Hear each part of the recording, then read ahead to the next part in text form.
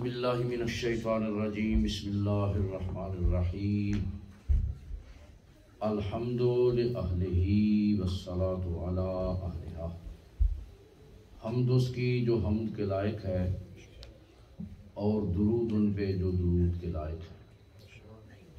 اما بعد فقد قال اللہ سبحانہ وتعالی فی کتابہ المبین، بسم اللہ الرحمن الرحیم، انما یرید اللہ لیذھب عنکم الرجس اہل البیت ویطہرکم تطہیرا۔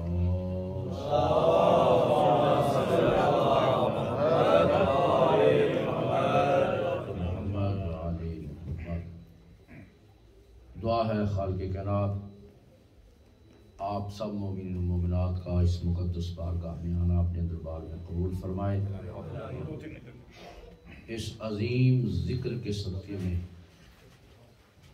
وہ خالق جو علیم بذات الصدور ہے ہمارے دلوں کے حال جانتا ہے، جو ہماری مشکلیں پریشانیاں ہیں دور فرمائے، مومنین کو ہر دکھ درد مشکل پریشانی سے محفوظ فرمائے، اس مشکل دور میں ہماری ماؤں بہنوں بیٹیوں کے پردے سلامت فرمائے، جو بھی حسرتیں حاجتیں تمنائیں دعائیں لے کے مولا کی بارگاہ میں بیٹھے ہیں، مولا آپ کی ان تمام شریکوں کو اپنی بارگاہ میں مستجاب فرمائے۔ یہ ایام عزا میں مومنین نے جس نے بھی اس عظیم مشن میں تعاون کیا کسی بھی حوالے سے، مولا اس کی یہ کوشش اپنے دربار میں قبول فرمائے، اور دعا ہے کہ یہ سلسلہ ہمارا مزید آگے بڑھے اور آئندہ سال اس سے بڑھ کے اچھے طریقے سے ہم مولا کا ذکر کر سکیں۔ خصوصی دعا ہے کہ پوری دنیا میں جہاں بھی صف عزائے مظلوم کربلا بچھی ہے، پوری دنیا میں عزا خانوں کی، عزاداروں کی، علماء کی، خطباء کی، ذاکرین کی، مولا کے ماتموں کی مولا حفاظت فرمائے اور سب کو اپنے حفظ و امان میں رکھے، اور یہ جو ایام ہیں یہ خیر و عافیت سے گزریں، اور میری دعا ہے مولا وارث زمانہ کے ظہور میں تعجیل فرمائے، ہمیں امام زمانہ کے منتظرین میں اور آپ کے ناصرین میں شمار فرمائے۔ زبانوں کو معطر فرمائے، مل کے بلند آواز سے صلی اللہ علیہ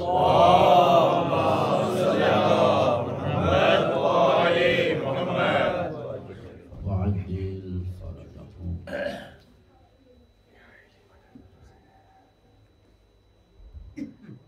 شب عاشور ہے، اور یہ آپ کا بیٹھنا، یہ ذکر مظلوم کربلا سننا، یہ بھی اعمال میں شامل ہے۔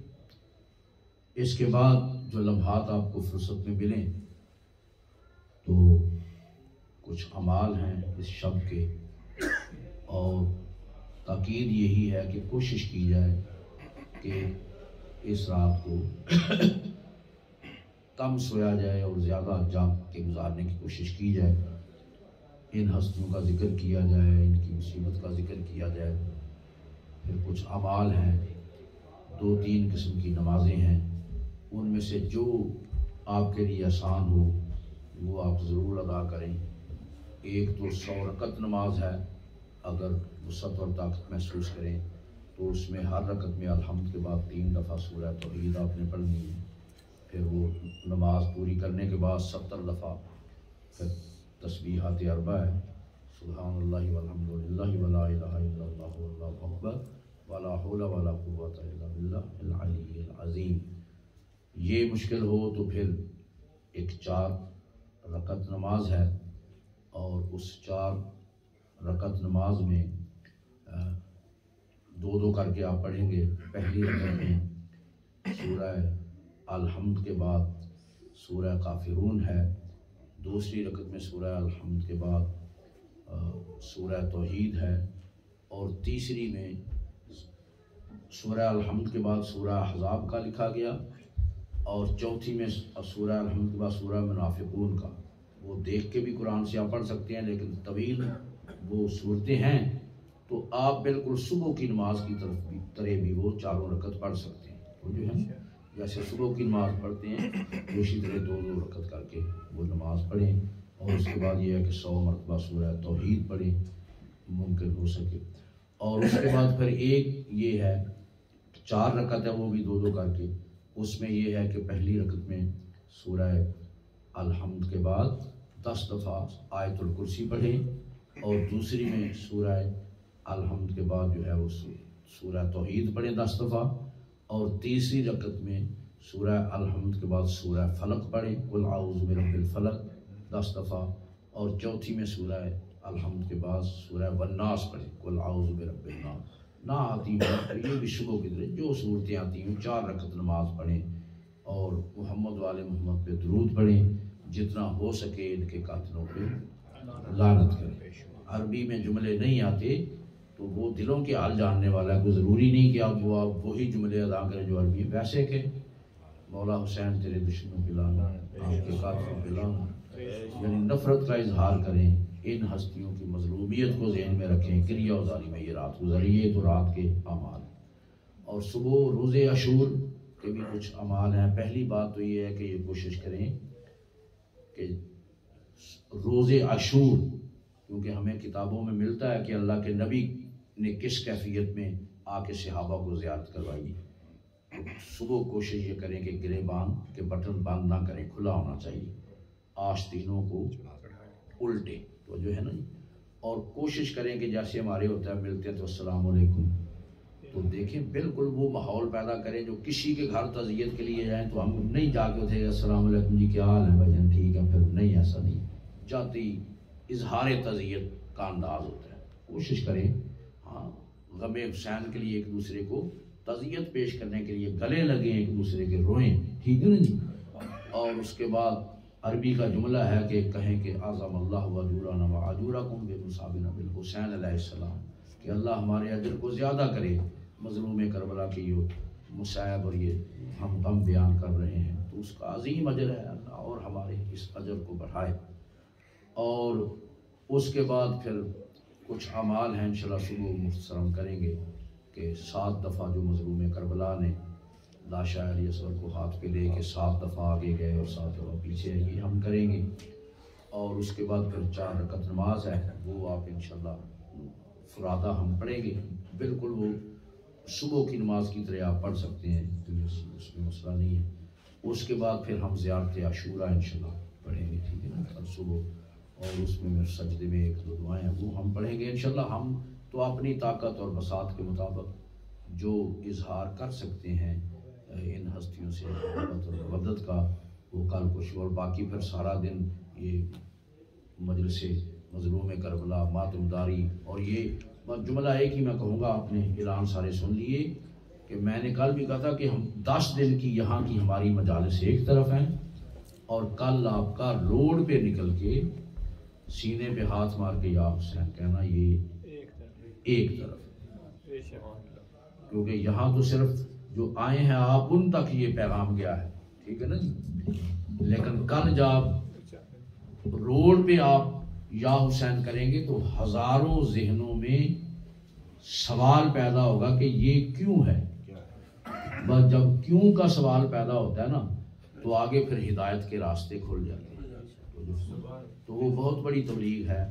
تو آپ پورے کوشش سے، یعنی راضی تو مولا کو کرنا ہے نا جی، تو اس لیے کوئی غفلت اس میں نہ کریں، بھرپور طریقے دنیا کے، میں نے پہلے عرض کیا کہ اس دن اختیاری طور پہ یعنی کام کرنا کہ جس سے کوئی پیسے، یہ حرام ہے ہمارے مسئلے میں، مجبوراً بھی اگر کسی کو نہیں تو اس دن کی وہ نیاد، وہ جو ہوگا حساب کر کے کیلکولیشن، وہ پیسے الگ کرے گا، وہ استعمال نہیں کرے گا اپنے بچوں کے بندے اور کسی مشن میں دے، تو جسے نہیں کوئی مجبوری تو وہ بالکل کل دنیا کا کوئی کام نہ کرے، سارا دن ان ہستیوں کی یاد میں گزارے۔ مولا ہمیں توفیقات خیر میں ہمارا اضافہ فرمائے۔ بس دوستو بات لمبی نہ ہو جائے، اب ویسے بھی آج کی رات تو فضائل کی رات نہیں ہے، لیکن میں ایک آیت مجیدہ کی تھوڑی سی وضاحت آپ کی خدمت میں کرنا چاہتا ہوں کہ یہ سلسلہ اللہ کی نگاہ میں یعنی یہ کیا مقام رکھتا ہے۔ آیت مجیدہ ہے قرآن کی، بسم اللہ الرحمن الرحیم، ان اللہ اشترا، تحقیق اللہ نے خرید لیا۔ اور یہ بات یاد رکھیں میں نے بڑے بزرگ علماء کے اس موضوعات پہ خطابات سنے ہیں کہ یہ واقعہ کربلا کوئی جبرن نہیں ہوا، مجبور نہیں تھے امام حسین یہ قربانی دینے کے لیے، تو جو فرما، کیونکہ اللہ تو جبر کرتا ہی نہیں ہے جی، جبر ہے ہی نہیں اس کی بات میں، یہ اختیاری معاملہ ہے۔ اور کیوں اختیاری ہے بھائی؟ یہ آیت اس راز کو کھولے گی جس کی میں ارشاد خداوندی ہے، بسم اللہ الرحمن الرحیم، ان اللہ اشترا، تحقیق اللہ نے خرید لیا۔ اور اب فقہ کی جتنی کتابیں ہیں یعنی ان میں خرید و فروخت کے سارے احکام موجود ہیں، تو فقیہ علماء یہ فرماتے ہیں کہ جہاں بھی خریدنے کا لفظ یا بیچنے کا لفظ استعمال ہوگا اسلامی نقطہ نگاہ سے، وہاں 6 چیزوں کا ہونا ضروری ہے۔ کتنی چیزوں کا ہونا ضروری ہے؟ 6 چیزیں۔ اگر ان میں سے ایک بھی کم ہے تو اسلام کی روح سے وہ خرید و فروخت نہیں ہوئی، بیع و شرع جسے عربی میں کہتے ہیں وہ نہیں ہوئی، اسلام اسے ایکسپٹ نہیں کرے گا۔ اسلام میں بیع و شرع جہاں ہوگی، معاملہ جہاں ہوگا بیع و شرع کا، خرید و فروخت کا، وہاں 6 چیزوں کا ہونا ضروری ہے۔ کیا؟ پہلے نمبر پہ تو ایک خریدار کا ہونا ضروری ہے، تو جو ہے دوسرے نمبر پہ بیچنے والے کا ہونا ضروری ہے۔ خریدار ہزاروں مارکیٹ میں موجود ہوں، بیچنے والا ہی کوئی نہ ہو تو ہو جائے گی خرید۔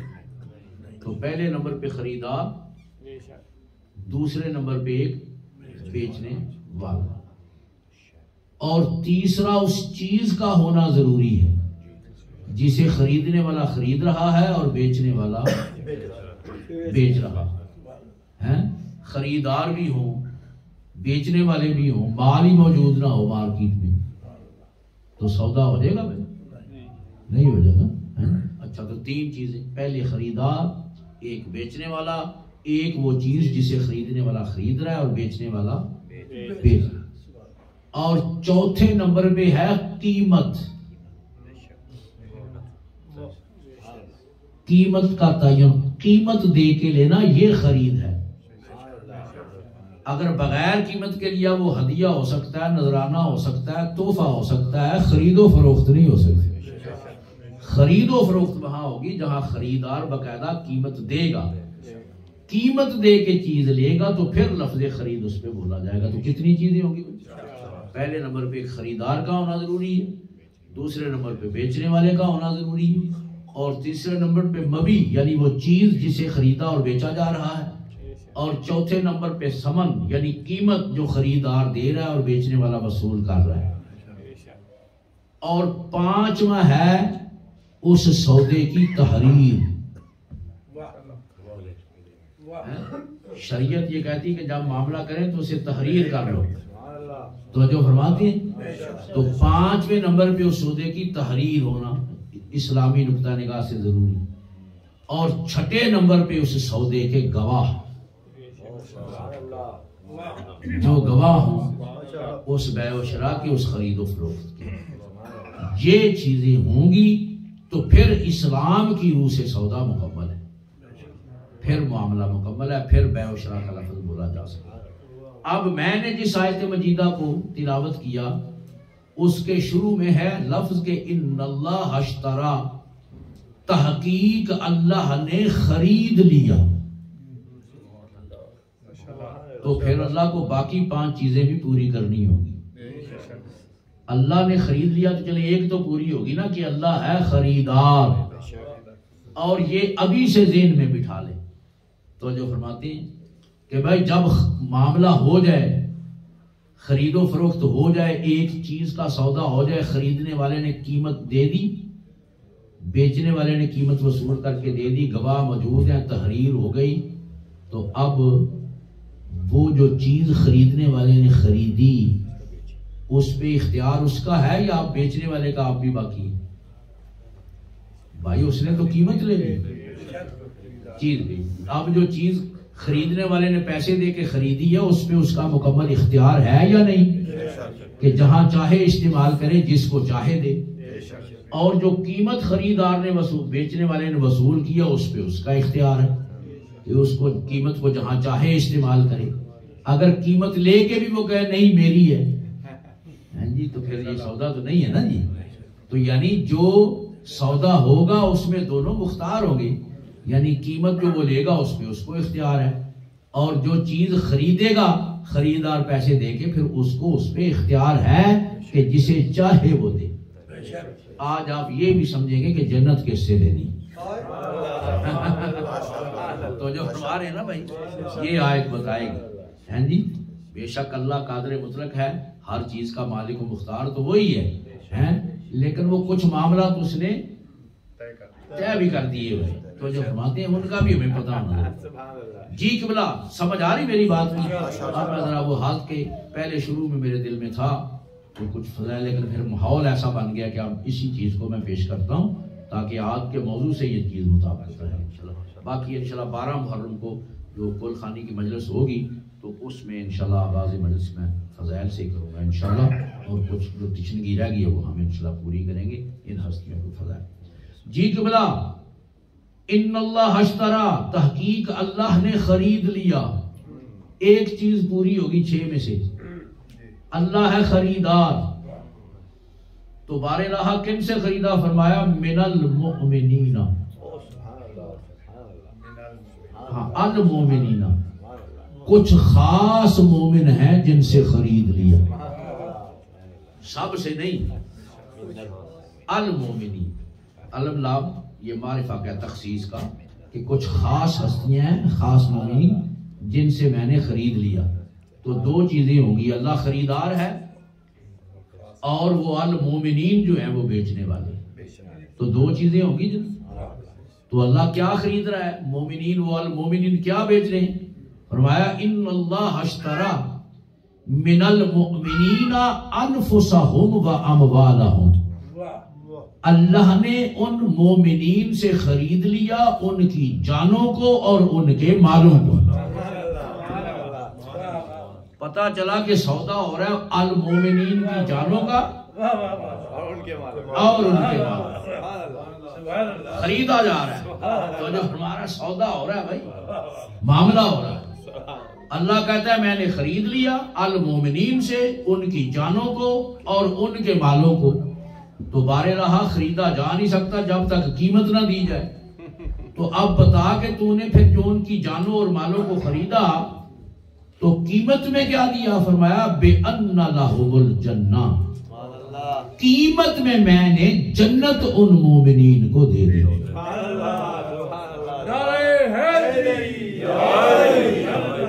کچھ توجہ فرما رہی قیمت میں دی ہے سودا ہو رہا ہے. ان کے جانو مال میں نے خرید لیے. جب خرید لیے تو وہ مومن پھر اپنے جانو مال کے مالک نہیں رہے.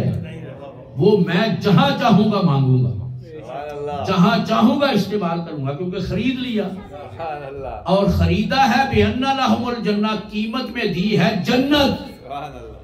تو اب جنت پھر ان مومنین سے ملے گی یا اللہ سے ملے گی جنہوں نے قیمت میں لی ہے.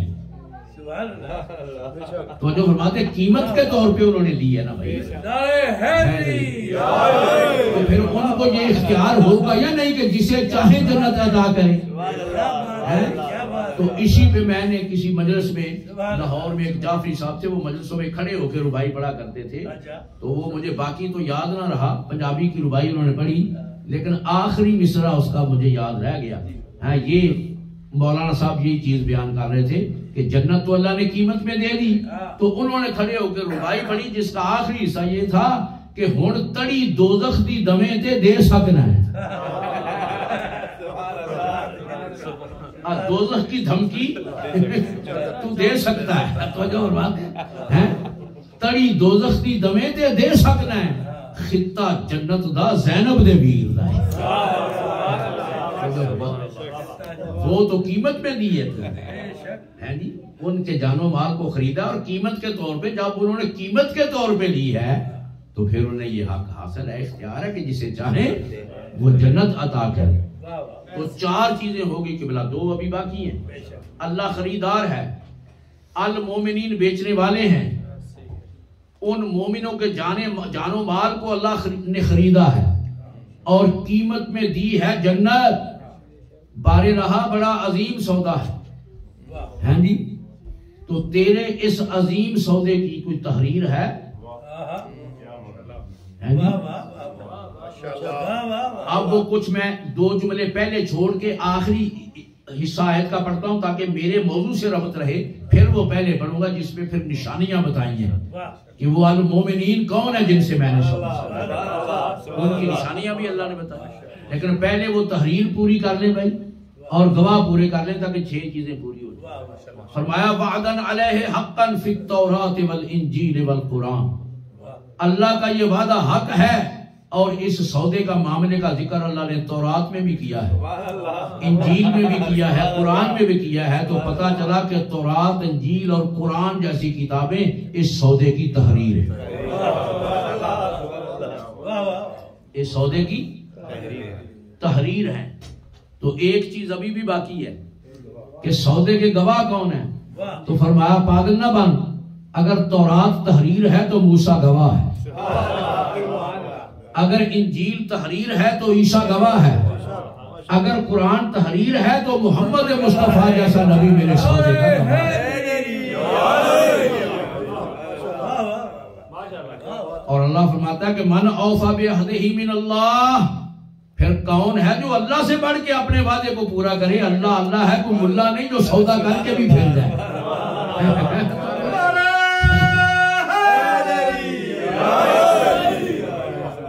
اللہ کہتا ہے اللہ سے بڑھ کے کون ہے اپنے عہد اور وعدے کو پورا کرنے والا؟ اور آگے پھر فرمایا فاستبشروا ببیعکم الذی بایعتم بہ، اے میرے ساتھ یہ سودا کرنے والوں تمہیں بشارت ہو، نفع تسی کھٹ گئے۔ اللہ فرماتا ہے تمہیں بشارت ہو بھائی، فائدہ تم نے لے لیا، نفع میں تم رہے۔ اللہ خود بشارت، چھوٹا معاملہ ہے بھائی، جنتی خرید لیں ہیں۔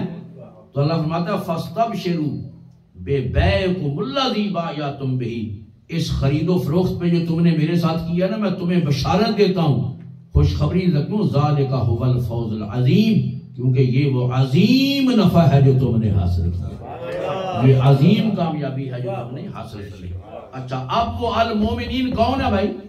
سودا تو ہو گیا نا، اللہ نے وہ مومن اب جان و مال بیچ چکے ہیں، اپنے جان و مال کے وہ مالک نہیں ہے، جہاں اللہ چاہے گا انہیں دینے پڑے، مال بھی دینا پڑے گا، جان بھی دینی پڑے گی، اور جنت اللہ انہیں قیمت میں دے چکا ہے، ہیں ان کے دروازے پہ جائیں گے انشاءاللہ تو جنت کی خیرات وہی عطا کریں گے۔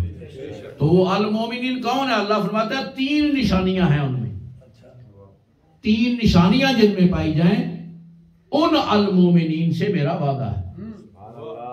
کون؟ فرمایا پہلی یہ کہ یقاتلون فی سبیل اللہ، پہلی نشانی یہ ہے کہ اللہ کی سبیل میں قتال کرتے ہیں۔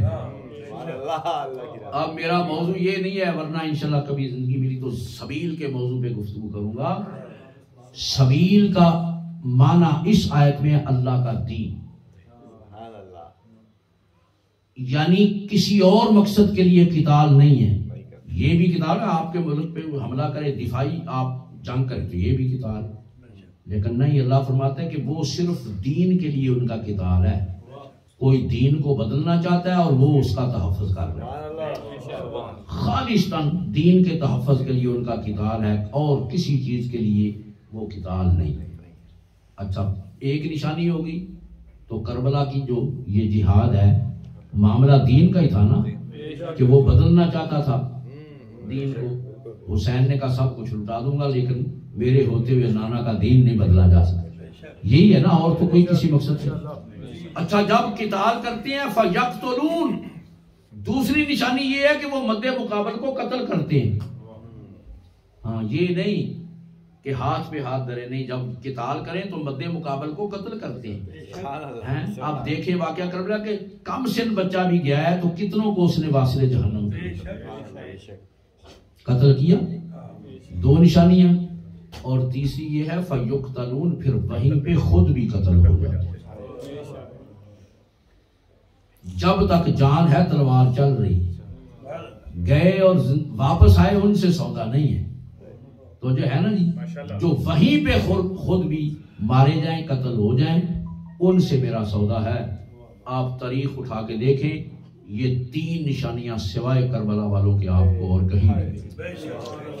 کربلا والے ہیں کہ جنہوں نے صرف اللہ کے دین کو بچانے کے لیے قتال کیا، مد مقابل کو قتل بھی کیا، اور پھر وہیں خود بھی جان کا نذرانہ، پھر جو گیا اس کی لاش آئی ہے، خود واپس نہیں ہے۔ ایسا ہی ہے نا؟ تو اللہ نے سودا کیا ہے کربلا والوں سے، اور یہی وجہ ہے کیونکہ دوستو اللہ ان کے جان و مال کو خرید چکا ہے، جہاں چاہے گا اللہ لے گا۔ یہی وجہ ہے کہ جب چلنے لگے تھے حسین مدینہ سے، تو حضرت محمد حنفیہ جو بیمار ہونے کی وجہ سے کربلا ساتھ نہیں جا سکے، لیکن ایسا تو نہیں کہ اپنی آنکھوں کے سامنے بھائی کو جاتا ہوا دیکھتے، تو آئے، عرض کی کہ مولا میرا مشورہ ہے کہ آپ مدینہ چھوڑ کے نہ جائیں، یہاں میں بہتر سمجھوں کہ زیادہ آپ محفوظ ہے کہ کچھ ہم جانیں قربان کرنے کے لیے موجود ہیں، تو آپ نہ جائیں۔ تو مولا نے فرمایا کہ بھیا آپ کی محبت اپنی جگہ ہے، لیکن مجھے ہر صورت میں جانا ہے، جانا میری مجبوری ہے۔ انہوں نے کہا کیا؟ آپ نے فرمایا کہ اس لیے کہ میں کچھ نانا کے روضے پہ گیا تھا اور کچھ دیر کے لیے میری آنکھ لگی، تو خواب میں نانا تشریف لائے اور نانا نے مجھے حکم دیا کہ یا حسین اخرج الی العراق،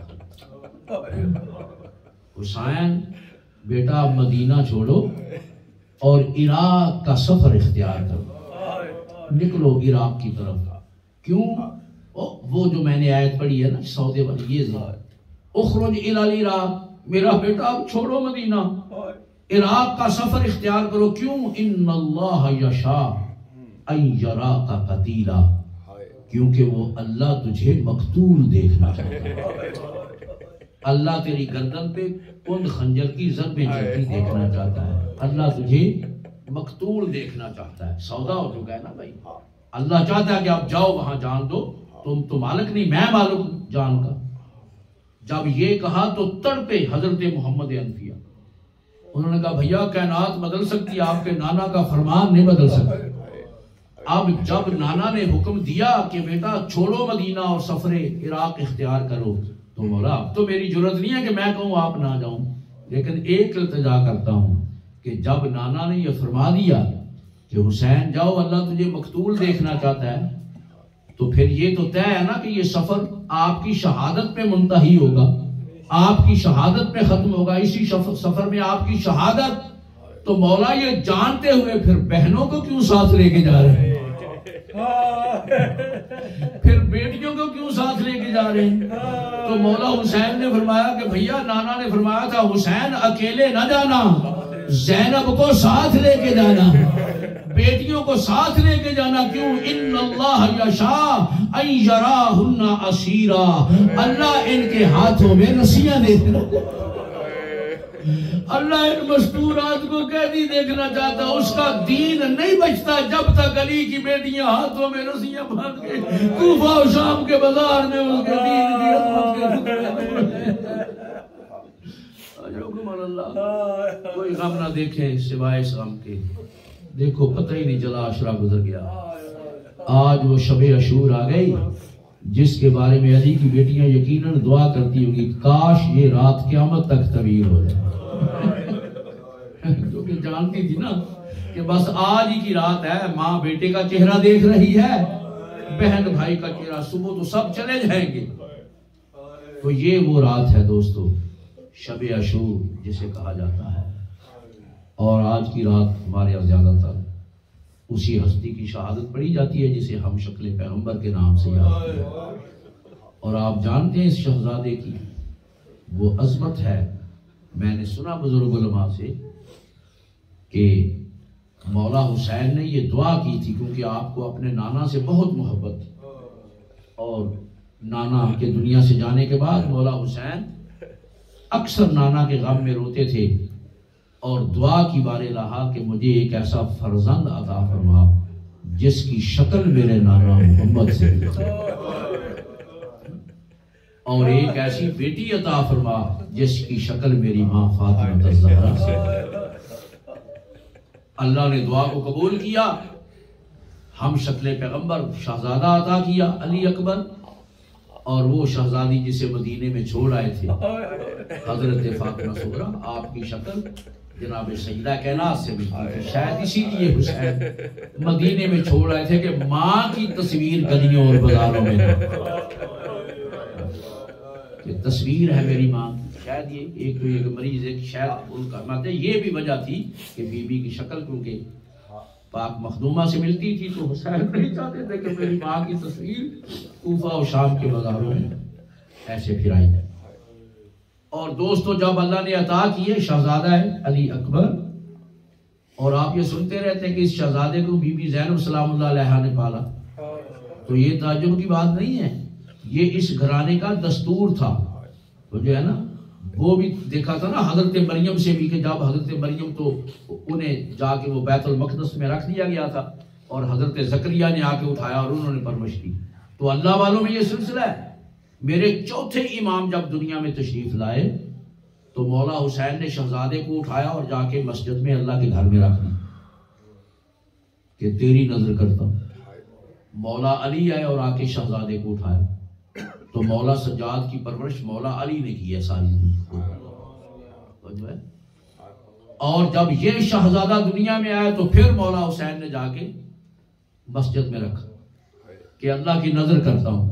بی بی زینب سلام اللہ علیہا آئی اور آ کے اللہ کی اس امانت کو اٹھا لی، اور ساری زندگی پھر بی بی نے اس شہزادے کی پرورش کی۔ بالکل ایسا اس میں کوئی شک والی بات۔ بہرحال ماں پاک بی بی ام لیلہ، اور اگر آپ تھک نہ جائیں کیونکہ آج اس عظیم شہزادے کی شہادت ہے، تو تھوڑا میں یہ جملہ اس لیے کہہ رہا ہوں تاکہ آپ درد محسوس کر سکیں کہ حسین کی قربانی کا مقصد کیا تھا۔ دوستو اگر حسین چاہتے تو کربلا میں علی اکبر کو بچا سکتے تھے، کوئی مشکل نہیں تھا علی اکبر کو بچانا، کیونکہ تاریخ میں پتہ ہے اس شہزادے کا رشتہ کیا تھا اس ملعون سے جو بیٹھا تھا تخت۔ دو جملے کہہ دیتا ہوں تاکہ صحیح معنی میں آپ گریہ کر سکیں۔ دیکھیں ابو سفیان، اس کی دو بیٹیاں تھیں، ایک کو تو شرف ہے حضور کی زوجہ بننے کا ام المومنین، اور بڑی وفادار، ہم سلام کرتے ہیں ان کی عظمت کو، ام المومنین حضرت ام حبیبہ ہیں، جنہوں نے باپ کے نیچے سے بستر کھینچ لیا تھا جب وہ ابھی ظاہری طور پہ بھی ایمان نہیں لایا، کہ باپ تو ہے لیکن تو کیونکہ مشرک ہے، مشرک میرے نبی کے بستر پہ نہیں بیٹھ سکتا، تو ہم سلام پیش کرتے ہیں۔ ایک بیٹی کا نام ام حبیبہ تھا اور دوسری بیٹی کا نام میمونہ تھا ابو سفیان۔ تو ایک تو حرم رسول بنی، اور دوسری جو بیٹی تھی نا ان کی میمونہ، اس کی شادی حلب کے رئیس ابو مرہ ثقیفی سے ہوئی۔ اور عرب میں 3 خاندان 3 چیزوں میں مشہور تھے۔ بنی ہاشم تو سخاوت اور مہمان نوازی میں مشہور تھا، اور کلابیہ خاندان جس سے حضرت عباس کی والدہ تھی یہ شجاعت اور بہادری میں مشہور تھا، اور خوبصورتی اور حسن و جمال میں بنی ثقیف خاندان مشہور تھا۔ توجہ فرما۔ تو اس کا جو رئیس تھا خاندان بنی ثقیف کا ابو مرہ ثقیفی، اس سے عقد ہوا ابو سفیان کی دوسری بیٹی جناب حضرت میمونہ کا۔ اس سے اللہ نے انہیں ایک بیٹی عطا کی جس کا نام ام لیلہ تھا، اور وہی ام لیلہ جنہیں حرم امام حسین بننے کا شرف حاصل ہوا اور علی اکبر کی والدہ ہونے کا شرف حاصل ہوا۔ تو اب سمجھ رہے ہیں کتنا قریبی رشتہ تھا۔ یعنی ابو سفیان بی بی ام لیلہ کا سگا نانا تھا، یہ امیر شام جو ہے وہ سگا ماموں تھا، اور یہ ملعون جو ابھی تخت پہ بیٹھا تھا یہ سگے ماموں کا بیٹا تھا بی بی ام لیلہ کی۔ اسی لیے ہمارے ذاکرین پاکستان میں یہ بند بھی پڑھتے ہیں کہ جب بی بی گئی تو اس نے کہا کہ بہن تو کیسے ایسے آگے، تو اس میں وہ بند پڑھتے ہیں کہ میں کو بھین نہ سڑ تو قاتل ہیں مینڈے مسلح دے اکبر۔ ابھی میں صرف تعارف کروا رہا ہوں تاکہ ذرا ماحول بن جائے شہادت کا۔ تو مولا آپ کو اجر عظیم عطا فرمائے، بڑی عظیم شہادت ہے۔ اور دیکھیں ہمارے بزرگ علماء اور ہمارے اساتذہ میں ہمیشہ روکا گیا ہے کہ ہر جگہ پہ جا کے کوشش نہ کرنا کہ اس شہزادے کی شہادت کرو۔ آج تو پڑھنی ہے کیونکہ آج تو موقع ہے نا آج تو پڑھنے کا، ویسے حکم ہے کہ زیادہ اس شہزادے کی شہادت جو ہے وہ نہ پڑھی جائے۔ کیوں کہ ہمارا ایمان ہے نا کہ کچھ ہستیاں آتی ہیں مطلب ہے تو شہزادے کی شہادت پڑھے اور گریہ اس معیار پہ نہ جائے جس کا حق ہے اس شہزادے کے لیے۔ تو علی اکبر کی ماں کہے تو نے دیکھا جو نہیں میرے سے،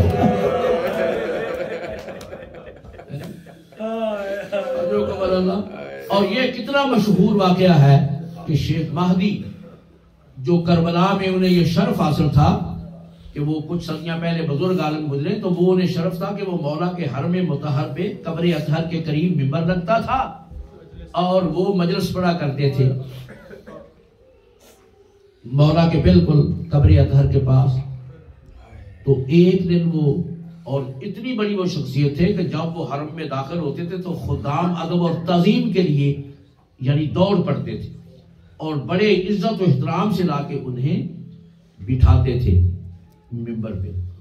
تو تاریخی یہ واقعہ ہے کہ ایک دن وہی شیخ مہدی مجلس پڑھ رہے ہیں اور مجلس میں انہوں نے شہزادہ علی اکبر کی شہادت پڑھنا شروع کی، اور جب شہادت پڑھتے پڑھتے یہ کہا نا کہ نیزہ یا برچھی لگی شہزادہ علی اکبر کو، تو وہ خدام جو تھے نا حرم کے وہ دوڑتے ہوئے آئے، اور جو پہلے تعظیم کے لیے جاتے تھے ادب سے پکڑ کے لاتے تھے وہ دوڑتے آئے اور سخت لہجے میں کہنے کہ یا شیخ انزل علی المنبر، شیخ اترو جلدی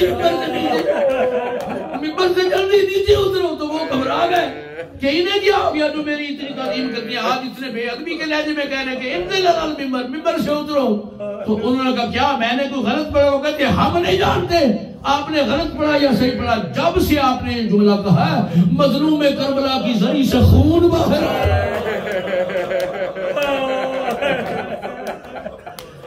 مولا کی قبر سے خون باہر، خون نکل رہا ہے مولا علی کا، اجرکم اللہ۔ شیخ مہدی گھر پہنچے ساری رات پریشان، ایسا کیا ہوا؟ رات کو تھوڑی دیر کے لیے آنکھ لگی تو مخدومہ کونین کی جا کے فرمایا شیخ آج کے بعد میرے بیٹے کی قبر کے پاس علی اکبر کی شہادت نہ پڑھنا۔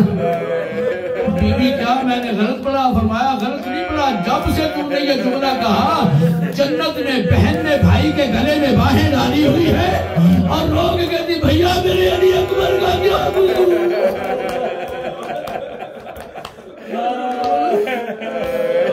غم نہ دیکھے سوائے اس بس دوستو بات طویل ہو جائے۔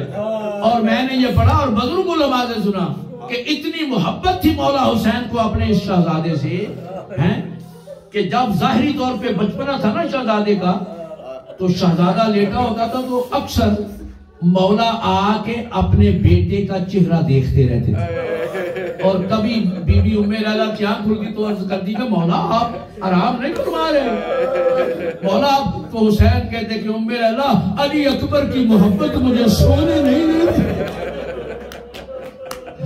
علی اکبر کی محبت مجھے سونے نہیں دیتی۔ اتنی محبت تھی زہرا کے لال کو، کیوں نہ ہو اتنا حسین بیٹا، ہم شکل پیغمبر علی اکبر بیٹا۔ بس عزادارو پھر وہ وقت آیا کربلا میں کہ یہ شہزادہ بابا سے موت کی اجازت لینے کے لیے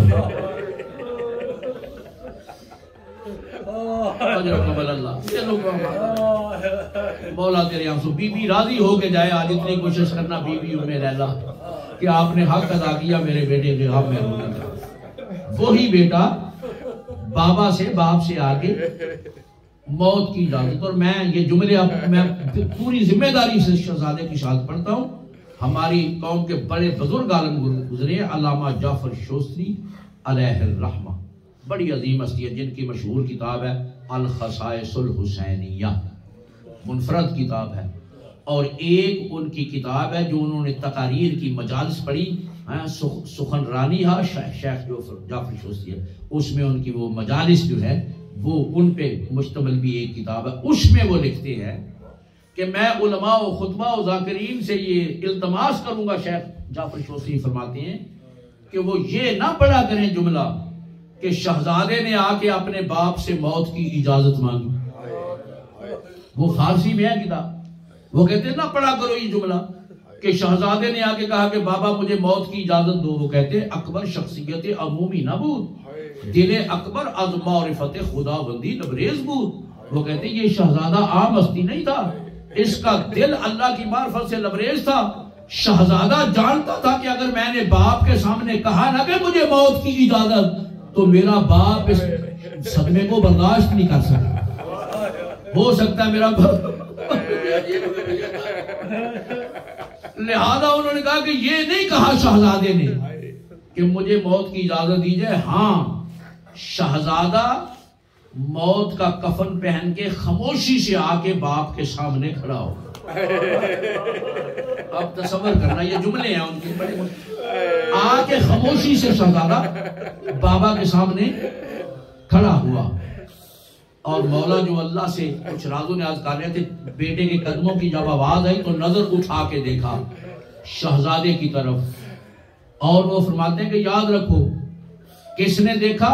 حسین نے دیکھا علی اکبر کی طرف، اور فرماتے ہیں یاد رکھو جب بھی کوئی ضعیف باپ اپنے جوان بیٹے کی طرف دیکھے گا اس کی نظر 3 قسموں سے خالی نہیں ہوگی، 3 قسموں میں سے ایک قسم کی نظر ہوگی جب بوڑھا باپ جوان بیٹے کی طرف دیکھے گا، یا تو یہ ہے کہ با نظر افتخار نگاہ بھی گزر، باپ بیٹے کے چہرے کی طرف وہ فخر کی نگاہ سے دیکھے گا کہ ماشاءاللہ میرا بیٹا کتنا خوبصورت ہے، میرا بیٹا کتنا کڑیل جوان ہے، اور یا یہ ہے کہ وہ محبت کی نظر سے دیکھے گا، جو باپ کو بیٹے سے محبت ہوتی ہے اس کی نظر محبت کی نگاہ ہوگی، اور وہ کہتے ہیں جس باپ کو پتا ہو نا کہ اس پیارے بیٹے کو آخری دفعہ دیکھ رہا ہوں، اس کا چہرہ مجھے آخری مرتبہ دیکھنا نصیب ہو رہا ہے، دوبارہ اسے دیکھنا نصیب نہیں ہوگا، وہ باپ افتخار کی نظر سے نہیں دیکھے گا، وہ محبت کی نظر سے نہیں دیکھے گا، وہ مایوسانہ نگاہوں سے بیٹے کے چہرے کی طرف، وہ کہتے ہیں جب حسین نے علی اکبر کے چہرے کی طرف دیکھا نہ افتخار کی نظر تھی نہ محبت تھی، حسین نے مایوسانہ نگاہوں سے علی اکبر کے چہرے کی طرف دیکھا، مایوسی جھلک رہی تھی حسین کی نگاہوں سے کہ دوبارہ اس شہزادے کو دیکھنا نصیب نہیں۔ اللہ اکبر، بس باپ اور بیٹے کی نظریں ملی، نظروں میں شہزادے نے سمجھا کہ اجازت ہے بابا کی طرف سے، یہ لفظ تو کہا ہی نہیں کہ علی اکبر جاؤ، ہاں بس آزاد آرو، بس اتنا کہا کہ علی اکبر جاؤ ذرا بیویوں سے رخصت ہو، اور شہزادہ آیا جب خیمے میں تو ایک کوہرام بابا کا خیمہ، اور راوی یہ کہتا ہے کہ میں یہ منظر دیکھ رہا تھا، بار بار مجھے یہ نظر آ رہا تھا کہ کوئی شہزادہ خیموں سے باہر نکلتا تھا، بس جیسے ہی وہ دروازے میں آتا تھا خیمے کے تو اسے پھر پیچھے کھینچ لیا، وہ بار بار باہر نکلنے کی کوشش کرتا تھا اور پھر اسے خیمے میں کھینچ لیا جاتا تھا، اور خیموں سے آواز آ رہی تھی کہ یا علی ارحم علی غربتنا، علی اکبر ہماری غربت میں رحم کرو، ہمیں کس کے سہارے چھوڑ گیا۔ وہ کہتا ہے کہ علی اکبر ایسے نکلا جیسے بھرے گھر سے کسی جوان کا جنازہ نکلتا، کوہرام بپا تھا بیویوں کے خیمے میں جب یہ شہزادہ نکلا، بس آزادہ رو آیا شہزادہ، اور جب چلنے لگے تو وہ جملے یاد ہے نا میرے مولا حسین نے ہاتھ اٹھا کے یہ دعا کی تھی کہ اے اللہ گواہ رہنا، اب اس ظالم امت کی طرف وہ جوان جا رہا ہے جو خلق میں، خلق میں اور گفتار میں کائنات میں تیرے رسول سے سب سے زیادہ مشابہ، اور اے اللہ ہمیں جب تیرے رسول کی زیارت کا شوق ہوتا تھا ہم اس شہزادے کی طرف نگاہ کیا کرتے تھے، ہمیں تیرے رسول کی زیارت ہو جاتی تھی۔ اور عزادہ روش اتنا بڑا صابر حسین، کوئی لفظ بد دعا کا جس کی زبان سے آپ نہیں سنا سکتے، مگر جب یہ شہزادہ چلا ہے نا تو پھر میرے مولا نے یہ ریش کو ہاتھ میں پکڑا ہے اور پھر ہاتھ اٹھا کے کہ اے عمر ابن سعد، اللہ تیری نسل کو ختم کر، ابن سعد قطع اللہ حرامت، اللہ تیری نسل کو ختم کرے، جیسے تو میرے اس بیٹے سے میرے ہونے والی نسل کو ختم کرے، اور دعا کی کہ اللہ اپنی نعمتیں ان سے چھین لے، یہ قوم اس قابل نہیں ہے۔ درد کا اندازہ لگا رہے کتنا اب میرے مولا نے بس عزادہ رو شہزادہ گھوڑے پر سوار ہوا اور بابا کو آخری سلام کر کے چلا نا جب شہزادہ میدان میں، تو کچھ فاصلے پہ گیا تو شہزادے نے محسوس کیا کہ پیچھے کوئی آ رہا، اب چند منٹ میری، شہزادے نے محسوس کیا کہ پیچھے کوئی مڑ کے آ رہا ہے۔ اب جو دوڑتے گھوڑے سے شہزادے نے پیچھے مڑ کے دیکھا، کیا دیکھا کہ مظلوم بابا سر پہ امامہ نہیں، پاؤں میں نالین نہیں، ننگے پاؤں ننگے سر، حسین دوڑتا علی اکبر کے گھوڑے کے پیچھے آ رہا تھا۔ علی اکبر محرر محرر، علی اکبر ذرا رک جا، ایک مرتبہ پھر بابا کے سینے رکھ۔ شہزادے نے فوراً گھوڑے کو روکا، گھوڑے سے اترا، بابا آپ نے تو خود رخصت کیا، بابا آپ نے خود مجھے ابھی میدان کی طرف بھیجا تھا۔ رو کے فرمایا علی اکبر کاش تیرا بھی کوئی بیٹا ہوتا،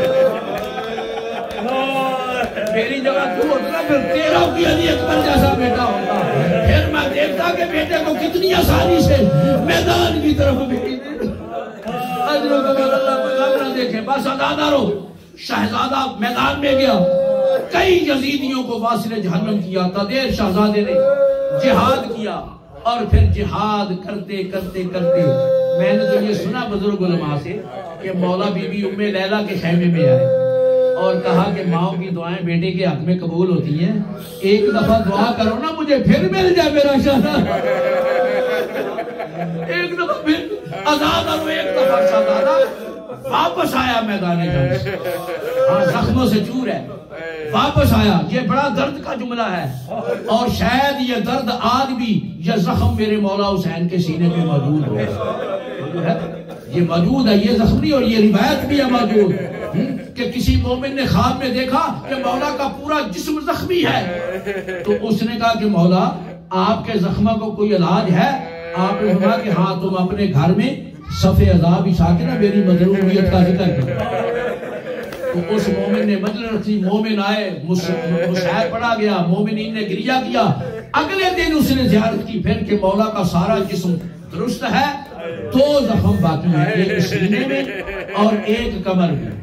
تو کہا مولا کل تو پورا جسم زخمی تھا، فرمایا ہاں تو نے جو مجلس کروائی، مومنین آئے، انہوں نے گریہ کیا، ان کے آنسو میرے زخموں کا مرہم بن گئے۔ اس نے کہا مولا سارے زخم ٹھیک ہو گئے، یہ 2 زخم، فرمایا یہ نہیں قیامت تک سینے کا زخم، مولا یہ کیسے؟ فرمایا سینے پہ علی اکبر کا زخم ہے اور پشت پہ عباس کا زخم، یہ قیامت تک ختم نہیں ہو گئے، یہ زخم لے کے میں قبر دے ہوگی۔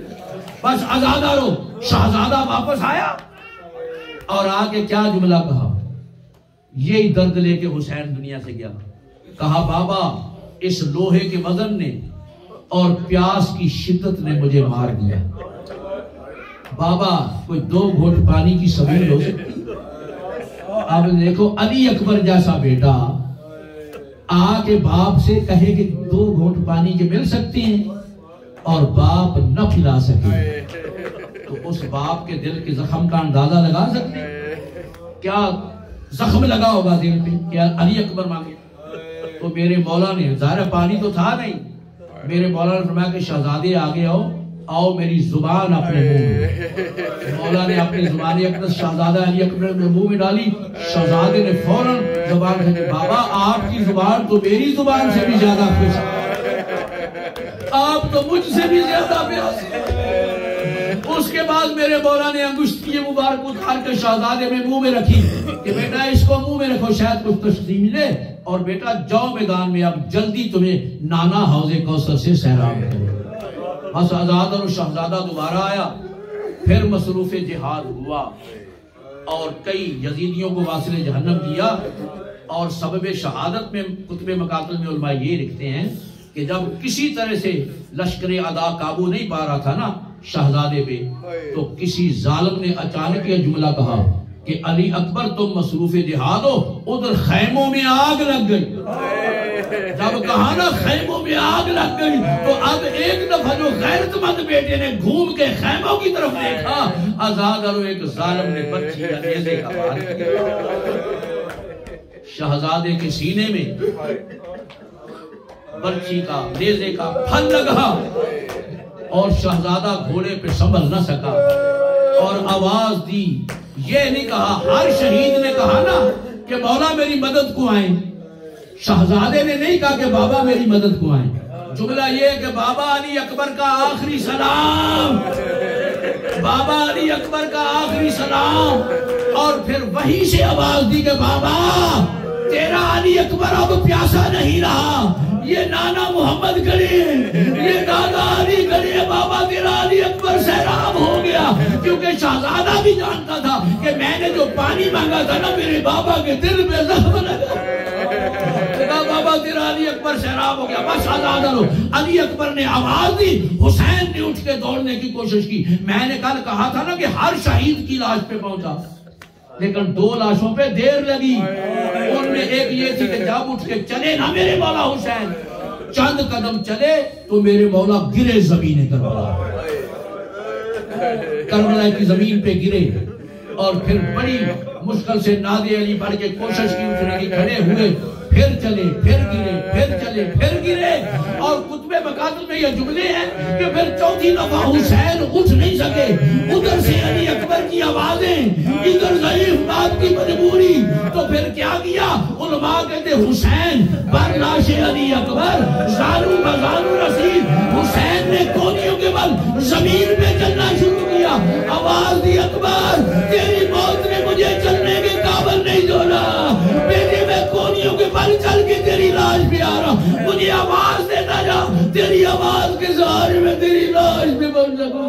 बस आजाद और बड़ी मुश्किल से ज़हरा का लाल उस मकाम पे आया जहां अली अकबर एड़ियां रगड़ रहे थे।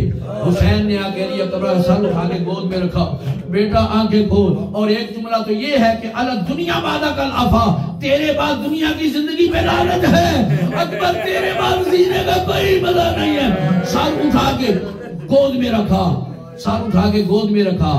और ये भी है ना कि बेटे के सीने से बर्छी का फल निकाला, और जब फल निकाला था ना तो जालिम ने तोड़ा था ये कह के कि जब बर्छी का फल निकालेगा पता चलेगा हुसैन कितना साबिर है।